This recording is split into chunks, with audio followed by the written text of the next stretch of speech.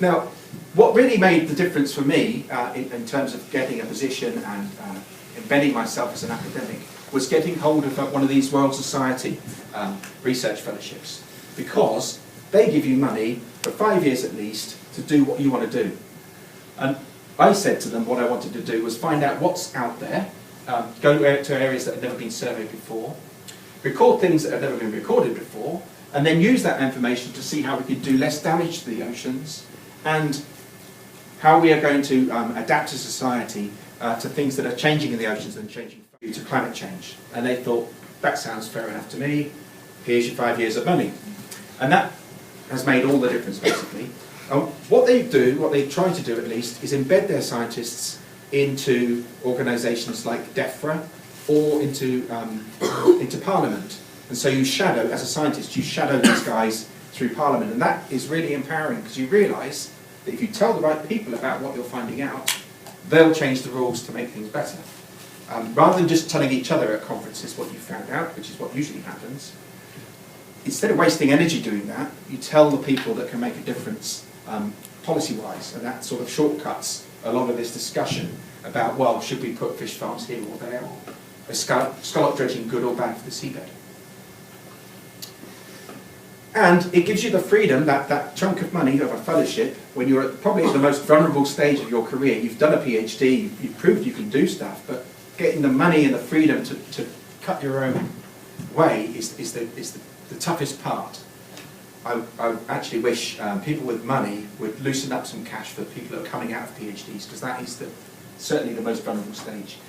What it allows you to do is hop on to expeditions that are going all over the world and find out what's going on.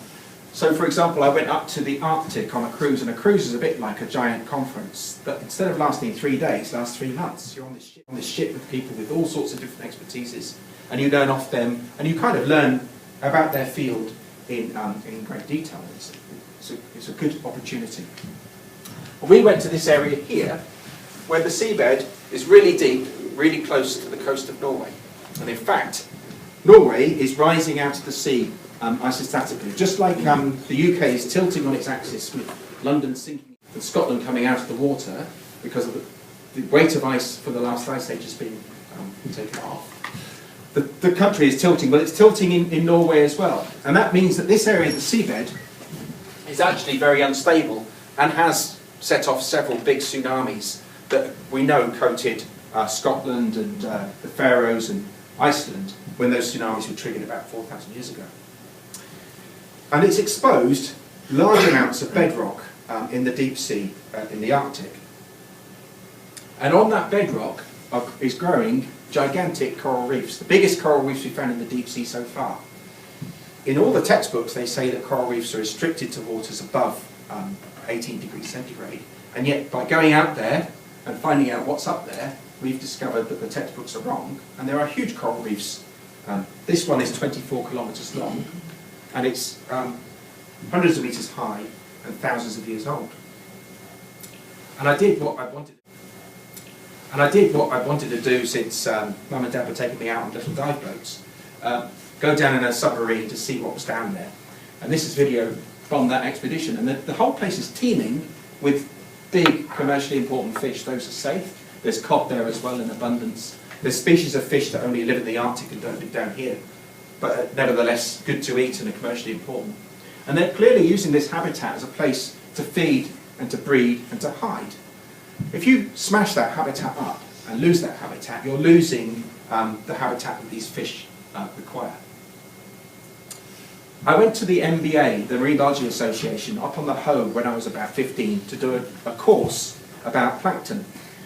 I did various courses when I was about 15. I must have been a bit of a strange boy. I was doing, looking through telescopes and that sort of thing. But this really got me hooked. Look at how much I enjoyed that. Got me hooked because I saw that organism, that brittle star with many, many arms. I saw it in a book there. I thought, I'd love to do this, and I did. And it's a really strange brittle star because it's able to rip the heads off fish that pass by. It's just not really expected when they kind of don't.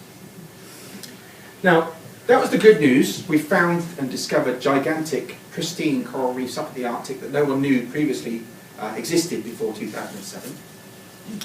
But the bad news is, well, as soon as we're putting cameras down there and surveying these areas with submarines and robots and so forth, we're finding very clear evidence of trawling damage. So there on the left, there on the left is a picture of a fish that's gravid. It's got babies inside. You can tell that from the swollen belly. It's using the habitat as a place to breed. On the right-hand side there is the picture of a trench that's been dug by a fishing vessel. They've got otter doors that hold the net apart sideways, just ploughed straight through this coral reef that was 1,000 years old. Those are the doors at the side, and they dig trenches when you could drag them across the seabed, and have profound impacts on anything that's long-lived on the seabed. And this is something that's happening at the moment as we speak, as we sit in this room. People have moved from fishing areas like the North Sea that are shallow, and are now fishing the continental shelf break region and bulldozing long-lived habitat types. But what you find happens is people say, well, where's your evidence of this? Rather than just thinking, well, it's common sense. If you drag tons of metal across the seabed, across things that are fragile, you're obviously going to pulverise and kill them. Rather than that, they wanted actually people to film the evidence of the damage to show what was going on. So that's what we were able to do. We followed these French fishing boats off the coast of Ireland at a depth of 1,500 metres and filmed the fact that they'd left great big nets all tangled up with this coral on the seabed.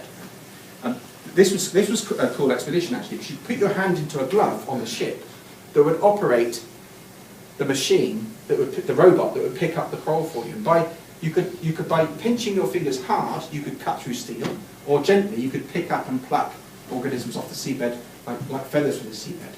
And from the way that those corals were broken, it was clear that it was smashed to bits by trawling, not by just falling off through old age or whatever. And that's what these French guys were after. They were after this species of fish there that's called an orange roughy. They live to 130 years old, and they don't start to breed till they're 50 years old, 40 years old maybe. And the trouble for them is they aggregate to breed. And if you've got an aggregation, a spawning aggregation of fish that live to 130 years old, that makes them very easy to catch. And in catching them, you're bulldozing the habitats that are down there. And I haven't seen any, orange roughy haven't been landed since we filmed that in, I think that was 2009. Okay, so I think those stocks of orange roughy are now no longer there in the Northeast Atlantic. They've been hoovered up. So the question is, though, what to do about these sorts of things, because it's all very well bleating on about environmental problems. Lots of people are bleating on about environmental problems. But it's much more powerful if you say we've got an environmental problem, and then say this is how you can solve the problem cheaply and easily, and in a way that makes sense to everybody.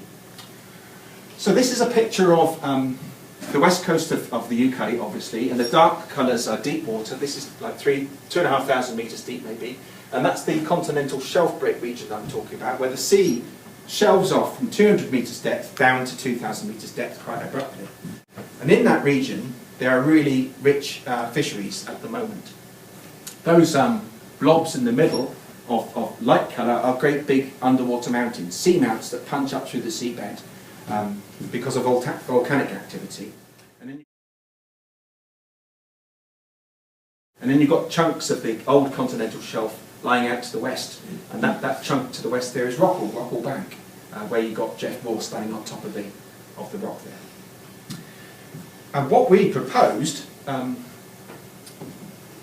after having reported there was a problem on the seabed, we proposed that instead of putting people onto fishing boats with clipboards to monitor what was coming onto the boat, we proposed that instead they use this technology whereby the skipper gets a GPS signal onto his black box on the bridge of the boat. That signal is sent back via the VMS system, the Vessel Monitoring Scheme system, every couple of hours, and then that data comes back to the National Fisheries Monitoring Centres, in our case in Edinburgh. And we said, well, wouldn't that be a useful data set? National Fisheries Monitoring Centres, in our case in Edinburgh. And we said, well, wouldn't that be a useful data set for designing and policing and monitoring protected areas on the seabed? And they said, yeah, what a good idea, let's try it.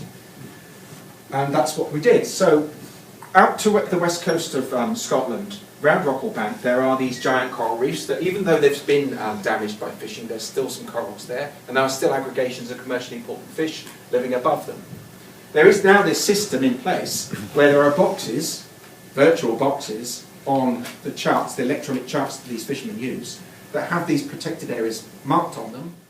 there is now this system in place where there are boxes, virtual boxes, on the charts, the electronic charts that these fishermen use, that have these protected areas marked on them, and it's illegal for them to tow their gear within those boxes.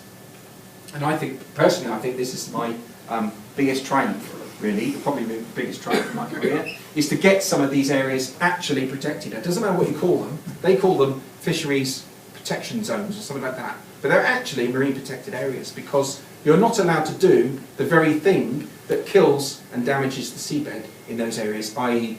Tow nets across the bottom. The way this worked was the fact that there are only a very few numbers of people involved. If you tried to do this in the Plymouth Sound area, it would be difficult because all sorts of people want to carry on doing what they're doing in Plymouth Sound. But this is way out to the west coast of Scotland, in deep, deep water. This line here is 200 miles west of Scotland. Out there, there are very few people wanting to exploit those habitat types, and of those people, they definitely don't want to be seen to be willfully damaging the seabed. Okay? They don't like bad press. They don't want bad press. They want to keep making a living. They also want to make sure that if you come up with some sort of crazy tree hugging idea, that it's not going to damage them a lot commercially. And what we wanted to do was avoid displacing their activities by closing areas that had coral reefs, for example, onto areas that had never been fished before and were therefore pristine. Because that would be a nonsense. You'd be making the problem worse. So to avoid that displacement problem, we basically said, well, where would you like your marine protected areas fishing industry? And they said, well, in the areas we don't fish, obviously. We said, well, it's not as simple as that. Obviously, we want to protect some of these coral reefs, and there was a bit of argy-bargy, and eventually we ended up with this network of protected areas where you can't drag stuff across the seabed out to the west of Scotland. And they obey the rules. We know that because we keep track of them with satellites. And I think that's great news. These are areas, if you add them together, the size of Devon. They're not insignificant. They're big parts of the seabed that are now protected. They're big parts of the seabed that are now protected, hopefully in perpetuity. So, proud of that. That was good. And if I'm sounding a bit smug, it's because I'm feeling really smug about that. It's not often. Often you have blind alleys. Often things don't work out. But this is an example where we went from finding a problem, finding a solution, and then changing the law at European level to get closures in place.